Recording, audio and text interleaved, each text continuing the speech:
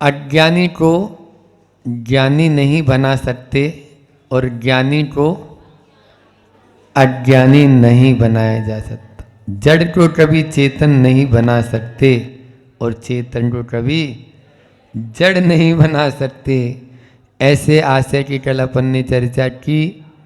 उस कारिका के माध्यम से हम देखते हैं कि गुरु को प्रेरक रूप में स्वीकार करते हैं, लेकिन वो जबकि प्रेरक है नहीं, जिससे प्रेरणा जो प्रेरणा दे, ठीक है ना, वो है प्रेरक, और जिससे प्रेरणा ले वो है निमित्त। निमित्त है ना। गुरु से हम प्रेरणा लेते हैं, गुरु प्रेरणा देते नहीं।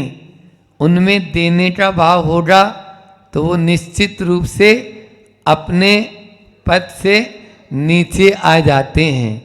वो सबके लिए समान भाव रखते हैं, उनके लिए कि मैं इसको, अगर वो इस तरह से प्रेरणा देने लगे तो एक एक को पकड़ के और ठीक ठाक कर दें, लेकिन नहीं, जिसका जैसा क्षयोपशम होता है, कल अपन ने पढ़ा कि जैसा क्षयोपशम होता है वो वैसा ही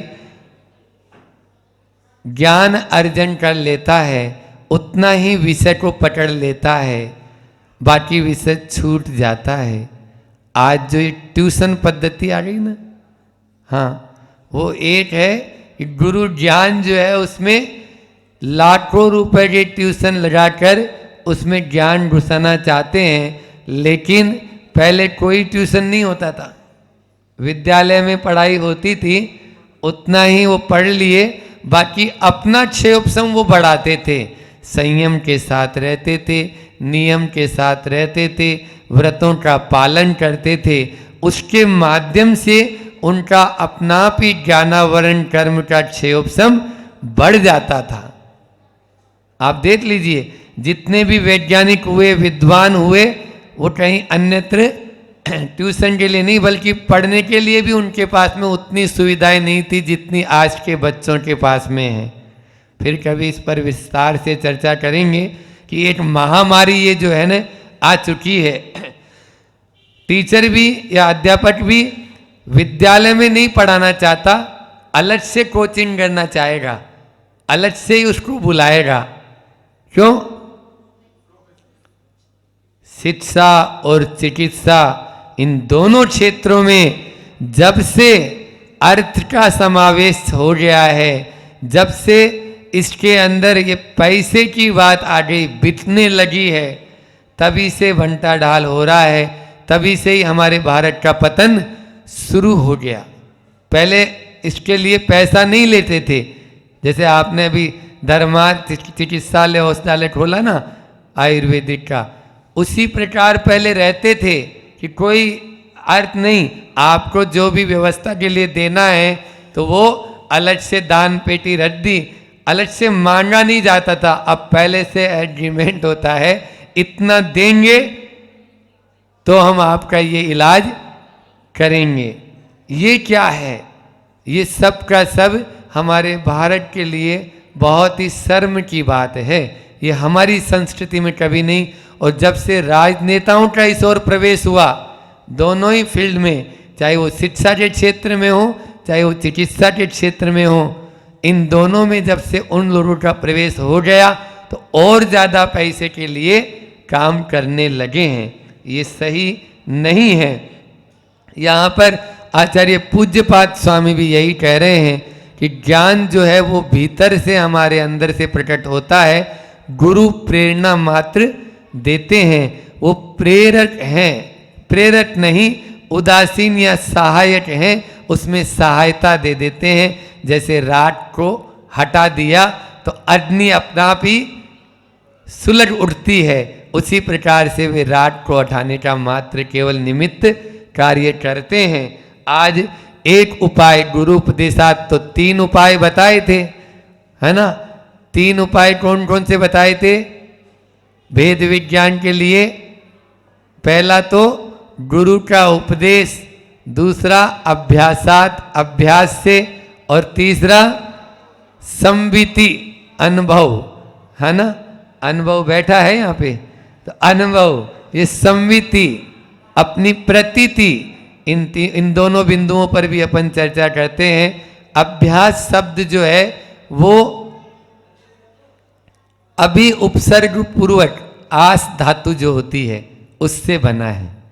आस का मतलब होता है बैठना, आस का मतलब बैठना, और अभी का मतलब पास में, निकट, पास में बैठने का नाम है अभ्यास। हम जो चीज पढ़ रहे हैं उस चीज को बार बार उसके पास जाना, चाहे वो 12 भावना पढ़ रहे हों, चाहे 16 कारण भावना या इष्टोपदेश पढ़ रहे हैं, तो बार बार उसका रिवीजन, इसको क्या बोलते हैं, अभ्यास। उस अभ्यास के माध्यम से वो बात हमारे भीतर तक बैठ जाती है, जिससे कि जब कभी भी हमारे ऊपर उसकी जरूरत है तुरंत उसको कंठस्थ कर लिया है तो काम आ जाती है। उसी अभ्यास को किस प्रकार से हम पा सकते हैं, उसके लिए क्या क्या रूल्स और रेगुलेशन हैं, क्या क्या नियम हैं, ताकि हम उस अभ्यास को कर सकें, उसके लिए कैसा स्थान होना चाहिए, वो स्थान की चर्चा भी यहाँ पर आचार्य पूज्यपाद स्वामी इस अगली कारिका में कर रहे हैं।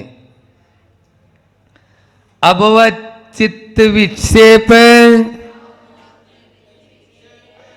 एकांते तत्व संस्थित, एकांते तत्व संस्थित, अभ्यस्येद वियोगेन, अभ्यस्येद वियोगेन योगी तत्वं निजात्मन, योगी तत्वं निजात्मन। योगी जो ध्यान की एकाग्रता को प्राप्त कर लेते हैं वे योगी कहलाते हैं। उस तत्व को अपनी आत्मा में धारण करते हैं। किस प्रकार से, अभवत चित्त विक्षेप, विक्षोभ से रहित होकर, अभवत चित्त विक्षोभ, यानी क्षोभ को प्राप्त नहीं। क्षोभ का मतलब है विकल्प, निर्विकल्प होकर चित्त में क्षोभ होगा तो तत्व को कभी भी ग्रहण नहीं कर पाएंगे। इसलिए चित्त से पहले क्षोभ को हटाएं, और वो जब क्षोभ से रहित होते हैं तभी वे उस तत्व को ग्रहण कर पाते हैं। और क्या कह रहे हैं, एकांते, निर्जन स्थान, एकांत होना चाहिए। फिर तत्व संस्थित है, उस तत्व में स्थिर होकर, जो चलायमान होता है वो कभी भी बात को पकड़ नहीं सकता है, इसलिए स्थिर होना जरूरी है। अभ्यस्येद वियोगेन, अभियोग, अभियोग का मतलब होता है उसके उपाय का, यानी जो है आलस्य से रहित होकर। अभियोग का मतलब है आलस्य से रहित होकर, सावधानी पूर्वक। योग मन वचन काय की चंचलता नहीं होनी चाहिए, सावधान रहेगा, यत्नाचार पूर्वक करेगा, तभी उस आत्म तत्व को अपने में ग्रहण कर सकते हैं। अन्यथा ध्यान और कहीं है तो भी नहीं कर सकते। किसी को कोई बात बोल दो, मन में हो ठेस तो हर बात बुरी लगती है ना, हर बात बुरी लगती है। मन में मान लीजिए कोई भी विक्षोभ हो गया है तो वह चलायमान हो जाता है, और फिर विक्षिप्त मन, विक्षिप्त का मतलब जानते हो क्या होता है, पागल। विक्षिप्त का मतलब पागल। तो हम सब क्या है, बोलो, हम नहीं बोल रहे, आचार्य पूज्यपाद स्वामी बोल रहे हैं। जो आत्म तत्व की ओर ध्यान नहीं दे रहा है वो क्या है, पागल है, विक्षिप्त है। अविक्षिप्त, विक्षिप्त जब होता है, अविक्षिप्त मनस्तत्वम, मतलब जो है तत्व को उसी मन में ठहराया जा सकता है जो अविक्षिप्त हो। अविक्षिप्त का मतलब जिसका दिमाग ठिकाने हो। दिमाग ठिकाने हैं तो ग्रहण कर पाएंगे, तो सुन पाएंगे, तो बोल पाएंगे। अभी मैं बोल रहा हूं, मान लीजिए यद्वा तद्वा नहीं बोल रहा हूं, थोड़ा सा नजर हटी और दुर्घटना घटी, थोड़ा सा इधर हुए तो कचुरा कचू बोलना शुरू हो जाएगा। क्या बोलना है ये पता ही नहीं है। इसलिए बहुत सावधानी, अभियोजन है, बहुत सावधानी रखने की जरूरत है। चंचलता भी नहीं होनी चाहिए। आज हम हर व्यक्ति का मन जो है चलायमान होता है। कल ही एक डॉक्टर साहब से बात कर रहे थे, वो कुछ देर पहले कुछ बोल रहे, वो स्वयं में स्थिर नहीं है ना। स्वयं में स्थिर होंगे तब तो यानी जो है ना हम उससे कोई बात कर पाए, दूसरे से कैसे बात करें। आप पहले अपने में, जैसी भी होती है ना, हमने बताया था अभी 2-3 दिन पहले भी, जैसी भी होती है ना, वो पहले आचार्य श्री जी भी यूं हिल के बताते हैं, पहले वो स्वयं में स्थिर हो जाती है। यहाँ पर हाइड्रा और जेसीबी से काम होते हैं तो देखते हैं आपके मंदिर जो बन रहा है, तो उसमें वो अपने चारों पांव पहले स्थिर कर लेती है। अब वो जो भी काम करेगी उसको खोद सकती है, उठा सकती है, फेंक सकती है, नहीं तो खुद ही फेंक जाएगी, खुद ही इधर उधर हो जाएगी, लुढ़क जाएगी या तो और क्या होगा। इसलिए तत्व संस्थित है।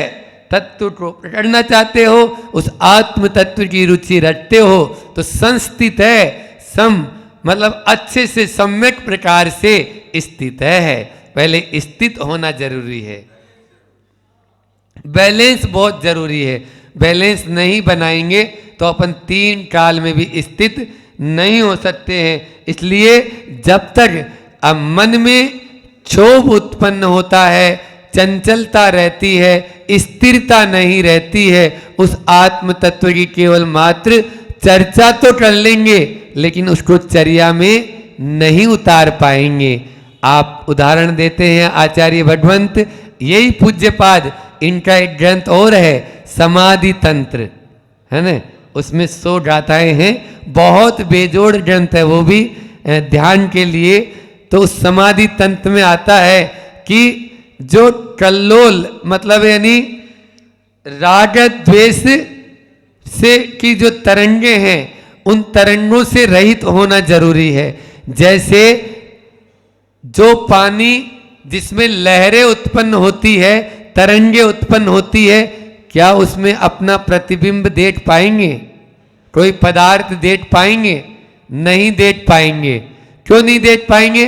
क्योंकि उसमें लहरें उत्पन्न हैं, हलचल है।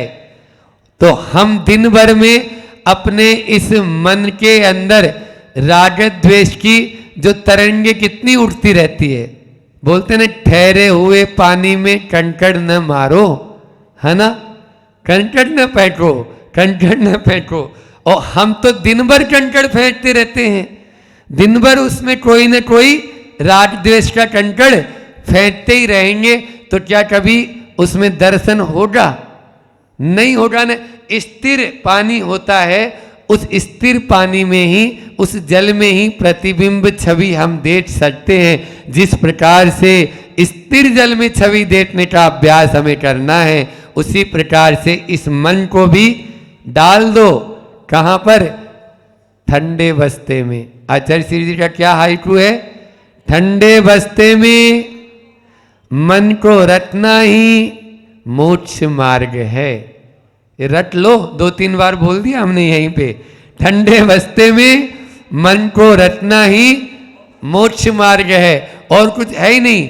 उसको ठंडे बस्ते में रख दो, निश्चित रूप से आप जो है राग द्वेष की कल्लोल यानी तरंगे, उन तरंगों से रहित हो सकते हैं। और जब तक तरंगों से रहित नहीं होंगे, राग द्वेष रूपी तरंगों से रहित नहीं होंगे, तब तक आत्मदर्शन की बात केवल बात रह जाएगी। इसलिए हमको इन चीजों का ध्यान में रखना है। किन किन बातों को बताया इस कारिका में? पहला है कि विक्षोभ से रहित हो, क्षोभ से रहित होकर हमें विक्षिप्त नहीं होना है, अपने आप को मन को स्थिर रखना है। एकांत स्थान की बात बोल रही हैं दीदियां, तो हाँ निश्चित रूप से एकांत भी होना जरूरी है। हम क्या करते हैं, जब टेंशन में आते हैं ना तब एकांत में आ जाते हैं, या वो एकांत में चला जाता है जो थोड़ा वो चढ़ा लेता है नशे में, तो वो एकांत में जाके पड़ा रहता है। वहां पर इस एकांत की बात नहीं है, वो तो जंगल में भी जाएगा तो भी उसके मन में राग द्वेष उड़ते ही रहेंगे। यहाँ ऐसे एकांत को नहीं लेना है, यहाँ तो उस एकांत को लेना है जो ज्ञानार्णवकार या समंतभद्र स्वामी कहते हैं कि जहाँ पर हमारी ये राग द्वेष रूपी जो है इन्फेक्शन, आप देखो ना ऑपरेशन कहाँ होता है, ओटी में। वहाँ डॉक्टर साहब अकेले जाते हैं या उनके जो सहायक परिचर्या करने वाले, औजार उठाने वाले हैं वो जाते हैं। कितने भी कोई भी नेता का भी भाई क्यों ना हो, बल्कि खुद प्रधानमंत्री जी भी आ जाएं तो उनको भी बोलेंगे बाहर ही बैठो, आप ओटी में नहीं जा सकते। क्यों? इन्फेक्शन हो जाएगा। जहां दो होते हैं ना वहां इन्फेक्शन होता है, इसलिए एकांत में जाओ। एकांत न झगड़ा न जासा, एकांत वासा, ये पहले भी बताया था। इसी प्रकार से स्थिर होना जरूरी है और आलस्य से प्रमाद से रहित भी होना जरूरी है। समय भी हो रहा है, पद्यानुवाद और देखते हैं इसका। पद्यानुवाद क्या कह रहे हैं आचार्य श्री जी। रागाधिक लहरें ना उठती जिनका मानस शांति रहा, हेय तथा आधेय विषय में तत्व ज्ञान निर्भांति रहा। योगी जन निर्जन वन में जा निद्रा विजयी तथा बने, गामाद प्रमाद तज निज साधन कर ले, काल जयी फिर सदा बने। प्रमाद को तज कर वो अपनी आत्मा की ओर ध्यान देंगे, तभी काल जयी बन पाएंगे। काल को भी जीत लेते हैं, काल भी उनकी मुट्ठी में रहता है। ऐसे काल जयी हम सब बने, तभी वह हो पाता है। कल जो है अपन बहुत अच्छी 2 कारिकाएं लेंगे, जिनके माध्यम से अभी तक जो कारिकाएं अपन ने पढ़ी है तो उसका थर्मामीटर वो देने वाले हैं। थर्मामीटर पैमाना क्या है, उस थर्मामीटर को कल अपन निश्चित रूप से आचार्य पूज्यपाद स्वामी से ग्रहण करेंगे। आज इतना ही रखते हैं, समय भी पूरा हो गया है। बोलिए अहिंसा परमो धर्म की। आचार्य गुरुवर विद्यासागर जी महामुनि राज की।